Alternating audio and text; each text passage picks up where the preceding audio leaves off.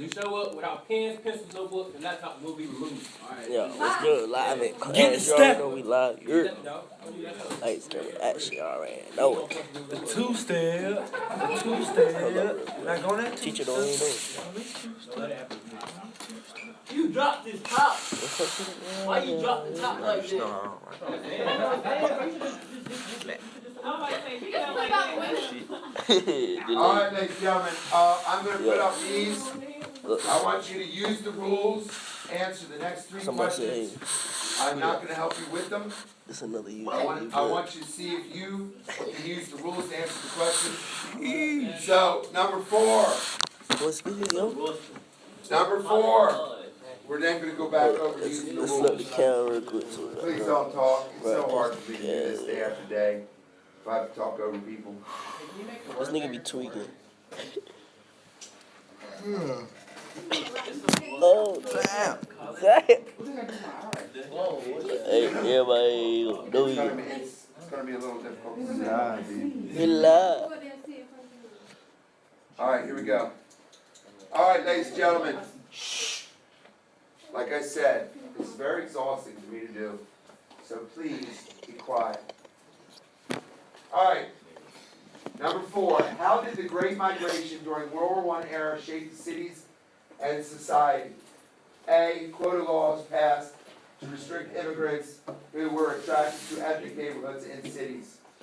B. The International Workers of the World, IWW, used migrants to stage pro-socialist strikes that damaged German Fuck factories. that bitch, nigga. C. The Irish were subjected to segregation by law in housing, discrimination, and educational opportunities. D.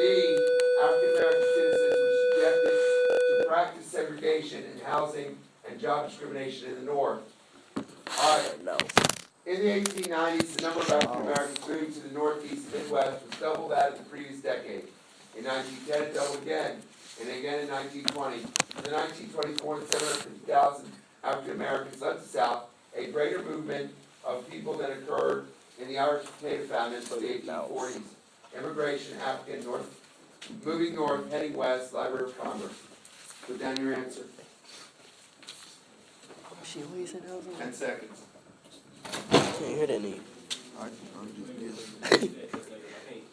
Well, we're practicing, that's why. Shut up, bitch.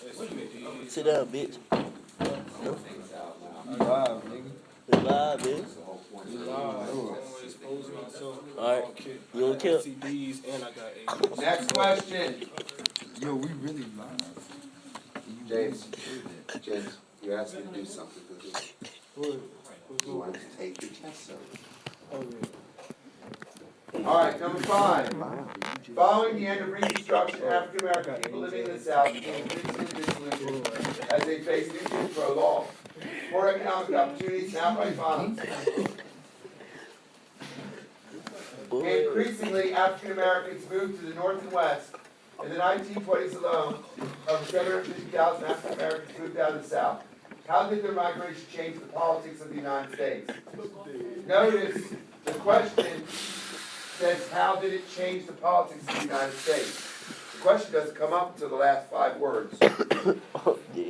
African Americans no longer face racism. B. African Americans voted in increasing numbers. C. African Americans dominated the Democratic Party. D. African Americans were not discriminated against politically. All right, answer your question. Put your number down. You can't end it, bitch. You can't end it.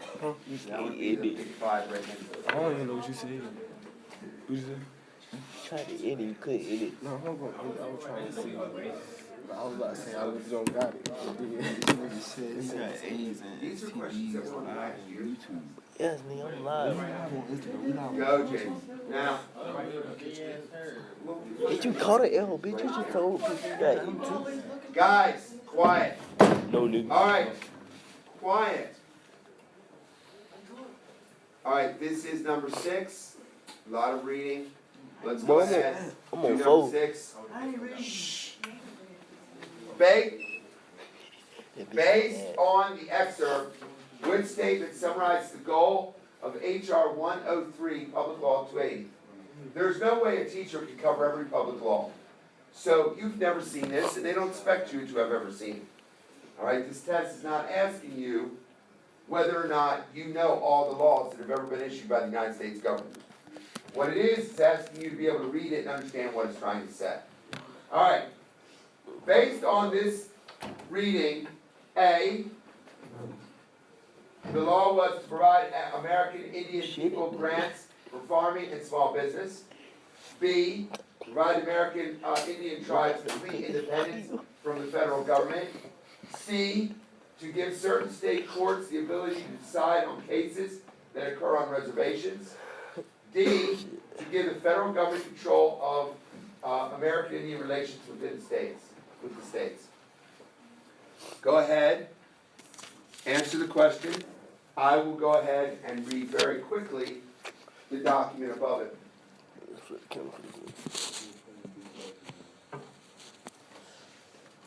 Although I have great doubts as to the wisdom of the certain provisions contained in H.R. 1063, Public Law 280, I have today signed in because if the basic purpose represents still another step in granting complete political equality to all Indians in our nation, the bill confers jurisdiction of the states of California, Minnesota, Nebraska, Oregon, Wisconsin, with respect to criminal offenses such as civil cases, acts committed arising from Indian reservations in such states. The bill results from the process of exhaustive study of the innumerable laws, regulations applying to our several Indian groups, and was arrived at the states affected after long negotiated full consultation with the Indians themselves. The Indian tribes regarded this long step forward in removing them from the status of second-class citizens. Indeed, in the 5 states that would state jurisdiction will soon be paramount, the Indians have enthusiastically endorsed this bill. The bill preserves the basic safeguards against loss of property rights according to the Indians by the federal treaties, agreements, statutes, further safeguards, tribal customs, and ordinance of the tribes affected when not inconsistent with the general laws of respective states. All right, look at the answers again. All right, based on the answer above, which one is the correct answer? D. Are you saying no more? Do not say it out loud. Write. Why do we have paper? They don't know. They don't know. Write it down. Hey, I did it. Now. All right. Now let's look at the next these 3, and we're going to go ahead and we're going to look at the answers. Please turn off all music. This ain't the whole way. This ain't Tell him to turn it off. turn the music off. Yeah, nigga, we heard you. Number 4, excuse me. All right, number 4. What is the answer? What does everybody have for number 4? I put D. D. Number 5. I got B. B. All right. How many's got B? Raise your hand. D. All right. Number 6. I was correct. C. What's your answer? Number 6. C. Who the fuck is this? Is that right? How many of you have C? Damn. All right. Now, what I love about this paper and this document is what it does is it not only gives you the answer at the end, but it also tells you exactly how many people got it right. So if you got 4 right, all right, if you'll notice, it shows you how hard a question is by how many people got it right. Believe it or not, if you got 4 wrong, I don't understand how 37% missed this question. It is literally the easiest question ever made. But we'll get back to it. Yeah, it's like 4 times. All right, so we got 4 is D, 5 is B, 6 is C. If you miss 6, most people miss 6. 27%. 70% miss C. I'm dropping you off. I don't care about these things, okay? I'm showing you that 73% of the people missed it. So it's a difficult question. Believe it or not, 37% missed 4, and 4 was an incredibly easy question if you follow my rules. Very simple. Now let's go up and look at 4, 5, and 6. If you got them all right, great. It's wonderful, okay? I hope so. Why he gonna come here and blow his nose? Now, all right, if you'll look here at number 4, what gives away this one is very simple. I don't know how 37% is. But literally, as you read the question, it says, how did the Great Migration during World War I era shape cities and society? If you look up here, we have African American mentioned, right? And it's a quote from the African movement, North and South. Now, the Irish potato famine is mentioned, but it's a minor aspect of the reading. If you look down here, quota laws passed to restrict immigrants. Is it talking about immigrants? No, it's talking about African Americans. All right, international workers. Anything up there about Indians? No. Irish, it is mentioned, and African Americans is mentioned. Now, if you just go by word in the question, word in the answer, you've gotten this right. Yet 37% of the people got it wrong. All right? Now, what else makes this right? Right? It says, in the 1890s, the number of African Americans moving northwest was double that of the previous decade. How did the Great Migration shape what? Cities and society. So if you look at the answer, it says right here, African American citizens were subjected to practice segregation in what?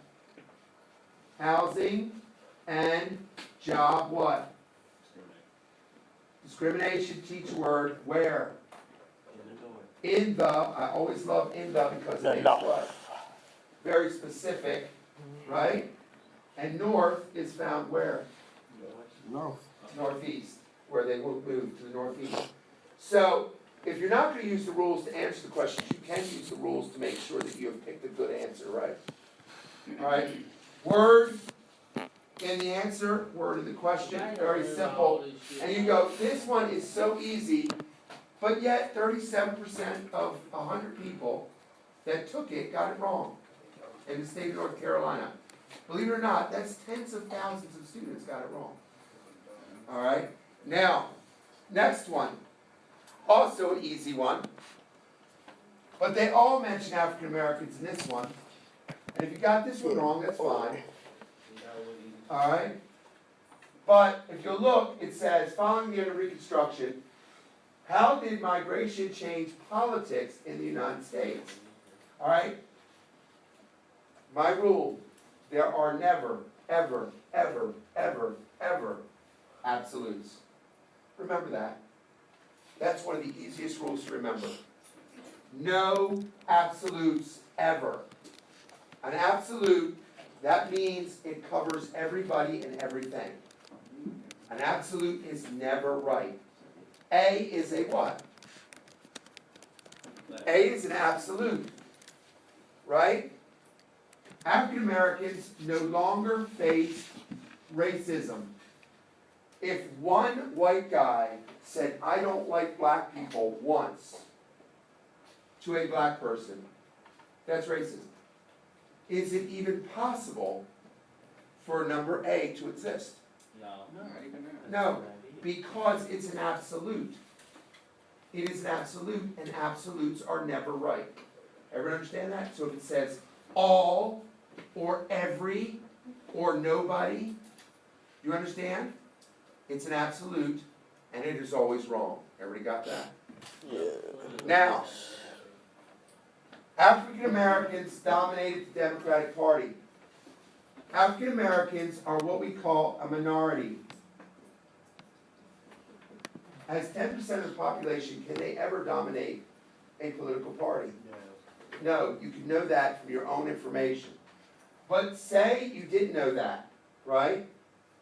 And you just looked at it and said, okay, I don't know that. All right? They dominated the Democratic Party. It's possible. But if you look up here, when it talks about them moving, okay, they were moving from Jim Crow laws to the north. All right, African Americans were not discriminated against. That's a what? What is it? Absolute. If one politician in one place, in one part of the north, said anything racist, then they would be discriminated against, right? Yeah. So this is what we call an absolute. So you're left with B and C. All right? And guys, African Americans voted in increasing numbers, right? It's saying, how did migration change politics? Voted equals what? How can anyone change politics? It's the only way we can change politics, is we vote. That's it. It's that simple. All right, so you got a choice between B and C, right? And if you know that a minority cannot dominate a political party, then you've got it. It's B, right? Okay? Now, this one, a lot of people missed. Very difficult. All right? It was a good guess. Very proud of your guess. But you don't have to guess using my rules. I would have tried to use the rule, but you see how long I was saying. You don't need to know a lot.